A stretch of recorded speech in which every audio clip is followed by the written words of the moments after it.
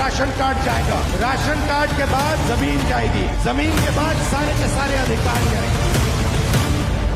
भाइयों और बहनों, 65 लाख वोट कटे हैं। लिस्ट निकालिए और देखिए, उसमें ईबीसी है, दलित है, अल्पसंख्यक है, पिछड़े वर्ग के लोग हैं, गरीब लोग हैं, किसान हैं, उसमें एक अमीर व्यक्ति का नाम नहीं है।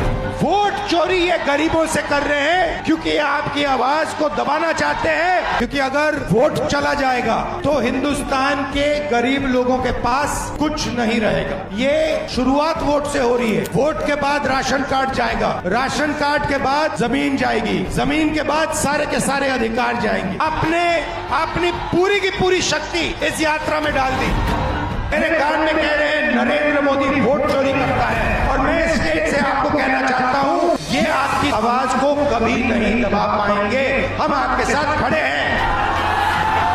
नरेंद्र मोदी वोट चोरी करता है, वोट चोर, गद्दी चोर, वोट चोर, वोट चोर, वोट चोर।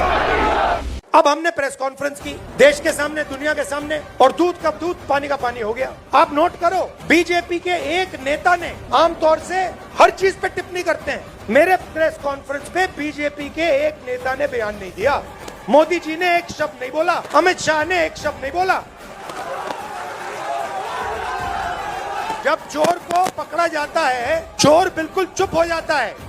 जब पुलिस वाले उससे पूछते हैं क्या किया, बिल्कुल चुप हो जाता है, कुछ बोलता नहीं हो, क्योंकि जानता है कि भैया पकड़ लिया, फंस गया। कुछ साल पहले अमित शाह ने बयान दिया, एक बार नहीं अनेक बार, कि अब बीजेपी की सरकार 40-50 साल चलेगी। भारतीय जनता पार्टी के कार्यकर्ताओं ने 50 साल तक पंचायत से लेकर पार्लियामेंट तक विजय ही विजय की कल्पना करनी चाहिए। और मैं सोच रहा था कि ये व्यक्ति कैसे कह सकता है, इसको कैसे मालूम कि बीजेपी की सरकार 40-50 साल चलेगी। जनता क्या करेगी, जनता के दिल में क्या होता है, जनता ही जानती है। तो ऐसा बयान देना कि अब हमारी सरकार 40-50 साल चलेगी, ये अजीब सा बयान है। और उस टाइम मैंने सोचा था कि इसको कैसे मालूम कि 40-50 साल के लिए सरकार चलेगी। और अब सच्चाई पूरे देश के सामने आ गई है। वो ये बात इसलिए कह सकते हैं कि वो वोट चोरी करते हैं।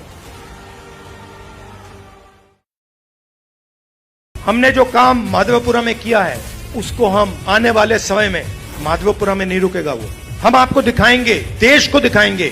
बनारस में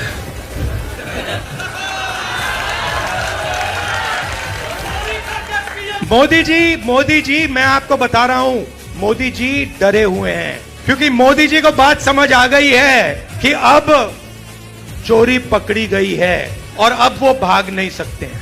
अगर मैं आरोप लगा रहा हूं प्रधानमंत्री पे हर रोज कि तुम वोट चोर हो, प्रधानमंत्री चुप क्यों है?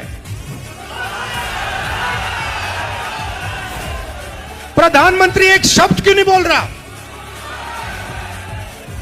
क्योंकि प्रधानमंत्री वोट चोर है और वो जानता है कि हमने उसको पकड़ लिया है।